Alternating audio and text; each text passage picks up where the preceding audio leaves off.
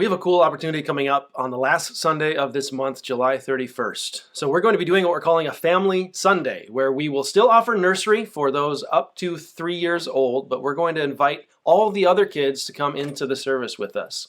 Now, there's a couple primary reasons that we want to do this. First, and most importantly, is our job is to help equip all of us to grow to become more and more of what Christ has called and commanded us to be. And one of the best ways that we can do that is by spending time with each other. And one of the unique things, I even mentioned this on Sunday, the unique thing about the church is the fact that we are gathered together. We all look different, we have grown up differently, we have different experiences, different interests, different passions. But the fact that we can gather together as one people is what makes us unique, is what makes Christianity unique among all the other world religions. So for Family Sunday, we're going to invite all the kids to come in with us. We'll be offering some activities for them, some coloring pages, some handouts, some ways to let them get involved. I'll be trying to tweak some of the service elements as well to try to incorporate the children into the regular life of what we do on Sunday mornings. But on top of that, I just wanted to warn you as well that means we're going to have some squirreliness and some noise that is taking place and is worth celebrating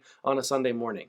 Now, I'm guessing those of you that have had kids have had that what feels like an awkward experience of your child crying, and then it feels like every eye in the room turns to you. That is normal and should be celebrated, because that means that we have life, and kids are growing and being born and hearing and studying and learning what it means to follow after God with their whole hearts. So this is going to be what we're going to be trying to do on the 5th Sundays of the month, is trying to have a Family Sunday where we all gather together in the same room.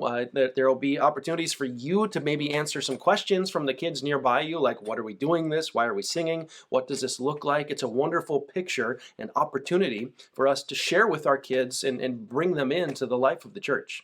I remember specifically, Karen and I took a vacation to Florida last year, and we visited the church where her brother and sister-in-law are members. And they only offer kids ministry all the time up through like 5 years old. And everyone else is in the service with them every single week. And it was cool for me. Like I maybe got half of the sermon that week because my kids kept asking me questions, but it was really significant to be able to explain some of the things we were doing. So at the end of the service, we celebrated communion together, and Calvin leaned over and said, "Can I have some grape juice?" And I had to explain to him that he couldn't until he was baptized. That's what I was going to be asking him to do. So these are some of the things that hopefully you will have opportunities to have conversations with some of the younger people sitting nearby you. Explain what we're doing. Explain why we're doing it. Share some of the significance about what it means for us to gather together in one room, under one Lord, under one Savior, under one salvation, and hopefully continue encouraging our kids to start taking their faith seriously as well.